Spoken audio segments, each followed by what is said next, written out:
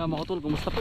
Tayo po yan din sa bukid ngayon at anday pong bisita ngayon ay nagpapakuha ng lain ng pako. Yung ating mga bisita, tayo po ang nasabihan ni Kwento ni na mangunguha pananghalian po.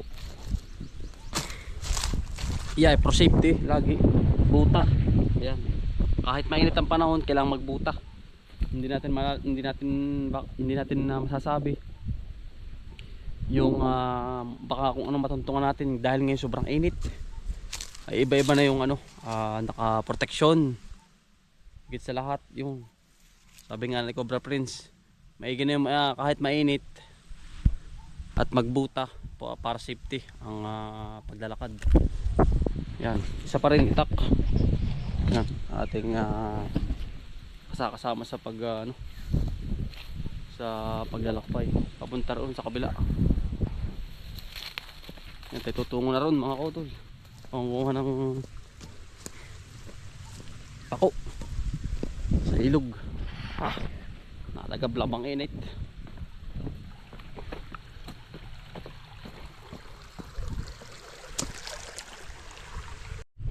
Kita mo na mga kotol, magang-maga pa lang ay talagang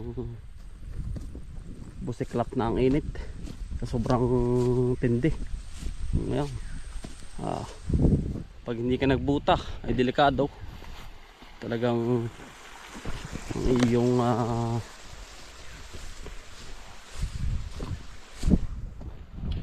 binti kapag natuklaw ay yari. Ayan, narin yung ating in-spray mga utol, dilaw na. Yan,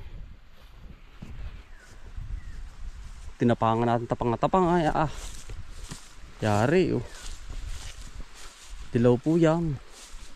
Hindi pa lang kita ngayon pero yun ay may epekto na sa itong ating halaman na ito, mga damong in-spray natin. Dilaw na po agad yan. Tama ka, mga ilang araw pat yan ay lulong yun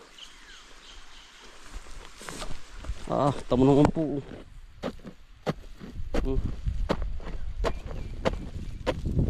Tigas. Tigas po ang lupa. Mag-i-El Niño pa daw po ay sabi nila. Sabi sa balita. Dilaw na long yun para po pag i-spray ulit natin, hindi na siya yung talagang sobrang kapal ng damo. Kung bagay makokontrol po natin, tagain na pala rin. Pwede na pagdaan natin mamaya ating dadalhin na.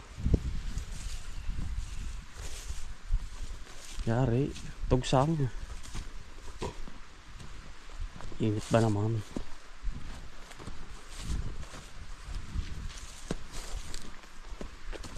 Tuyo pala ang pako. Utol tuyo. Pero pipili tayo mamaya. Dahil po doon tayo pupunta sa kabila mga utol. Doon sa kabila tayo pupunta para mas marami yung sa dulo. Pagkakainit.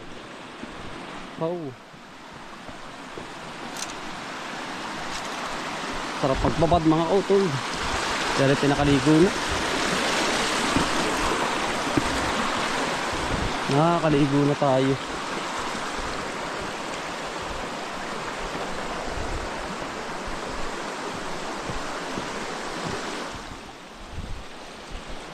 Sarap magtampisaw.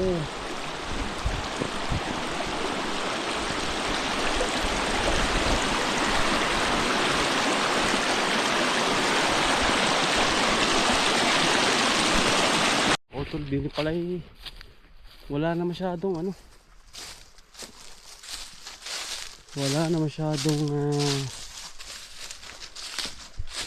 ano tawag dun, yung pako.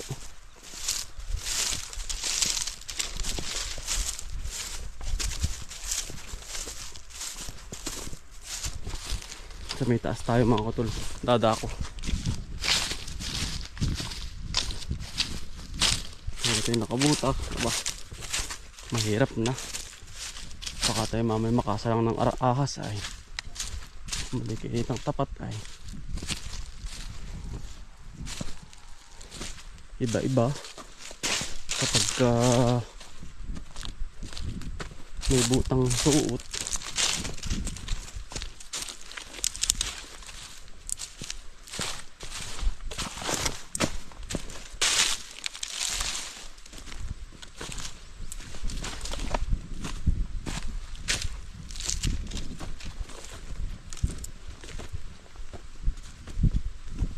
Patay na pala ito mga kautol.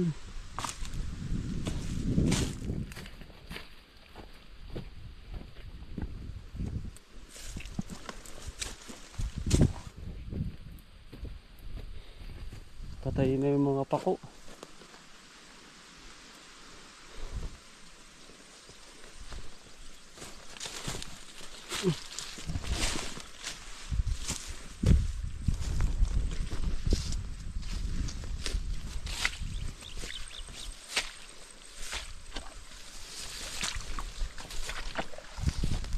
Wala mga kautol, makaiba tayo ano.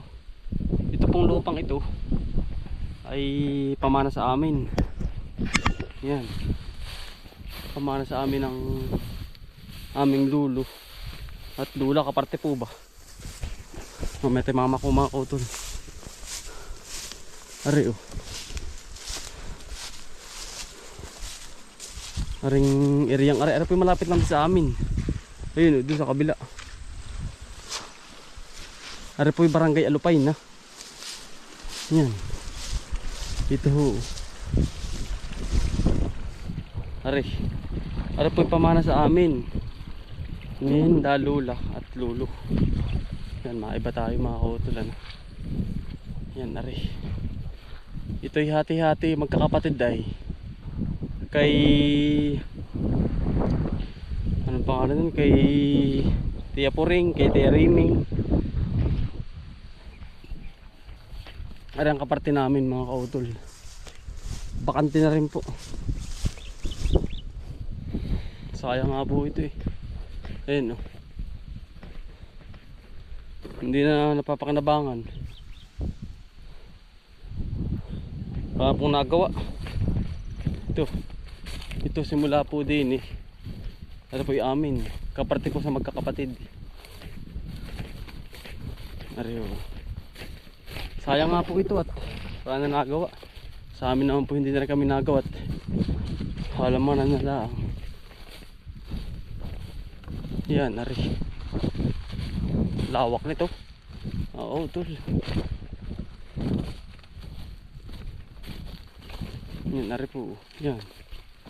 Ari. Wala oh. Bakante na rin.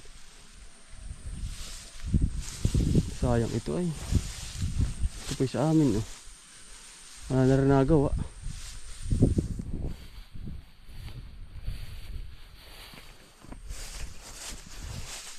Sayang ang lupa mga kautol ano. Kaya nga lang eh. Hindi na rin po namin magagawa at pare-pares po kami may ginagawang halamanan. Yan. Yan po yung paik. Sayang nga ito ay dain oh. Ito yung ginagawa namin noon na ang upahan ay mura pa. Ay ngayon ay mahal. At higit sa lahat ay mahal nga po ngayon ang palay. Ay yung gasolina naman po mahal din. Kaya hindi namin ito napagtuusang gawain. Yan. Ang ganda ini sa kabilang ari. Paikot ito, paikot. Yun, sa 2, 3, 4, 5, 6, 7, 8. 8 luang. Abay, ang kainin nilusot na mga kautol. Bagi yun pong gagawin. Kaya nga lang po yung kapital din. Sayang ito isang gawa lang. Napabayaan oh. Pamana po sa amin ito. Ito pekin ka best friend ito. Itong kabaak. Yan, ika best friend.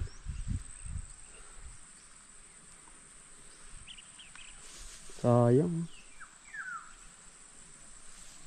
Hindi na nagawa ng tuon ng pansin. Marami na po kaming gawain na kumbaga kulang na rin ng katawan. Pero malapit na to sa amin. Kaya nga lang po yung gastos. Masyado pating manda-pondaan ito. Yun. Yun yung lupa. Tapos din eh. Maganda papunta sa amin. Sa halaman na. Hindi na rin pumagawa ay. Kulang ang katawan. Sayang ang katawan. Also kulang. Kaya napabayaan ha. Napabayaan na po yun.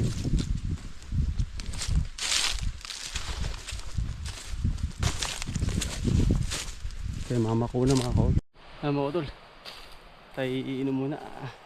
Wow. Sa bukal. Dun. Tabing ilog. Kaya pati mama ko ay din sa kabila.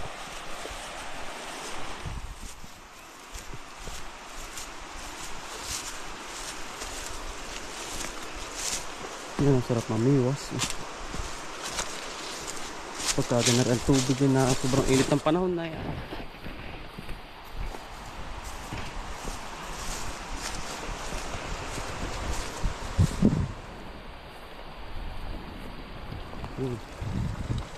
Tayo din eh. Sarap. Lamig.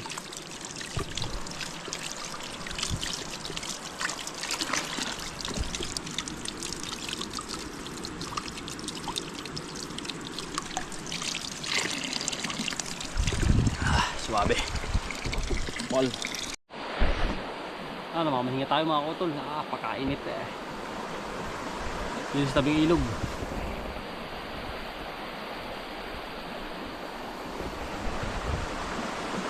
Pahinga muna bago tayo kumuha ng pako para sa bisita. Ayun mga kutol, kumbaga hindi rin na namin na masikaso dahil nga marami ng gawain na lupa eh. Kulang ang katawan. Inuuna namin itong mga malalapit lang. Yun po'y pamana sa amin. Kumbaga siya magkakapatid. Sila po ay naghati-hati po ba? Si nanay, yung magkakapatid. Parte-parte yung lupa. Pamana sa amin yung paikot. Kaya nga lang hindi na naasikaso. Dahil maraming kagastusan na eh. Kulang ang katawan sa pag-asikaso ng lupa. Sarili po yun mga kutol, sarili din. Sariling lupa. Yan, tayo po'y dadako na doon. Kukuha ng pako. Yan, mamako na tayo. Ito ang masarap. Sariwang sariwa. Para sa mga bisita natin.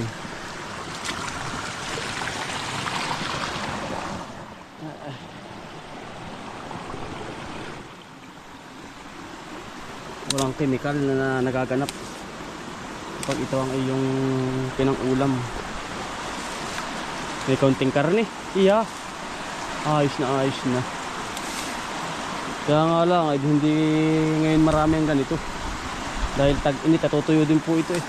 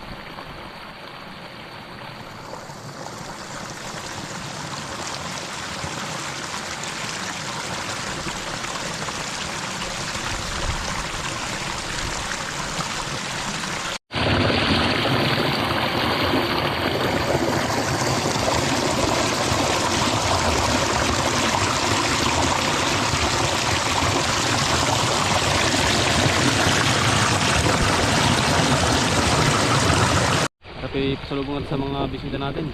Tuyo na lahat eh. Ayan, oh. Hindi na masyado magaganda. Tuyo na. Ay, ari. Magaganda sa kabila. Ingat lang po kayo at baka mamay madoko ninyo yung ahas ay. Pagka nangunguha po ng ganito. Walang dito po yung nakatago ang ahas. Dito yung malamig eh. Malamig ang klima. Kaya ingat po. Pagka ngayon dudukhaw ko ng ganito, delikado.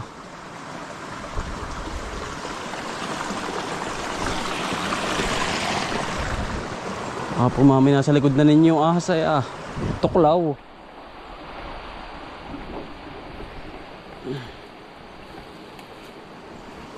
Sarap. Sariwang sa papain na natin ito. Tardan.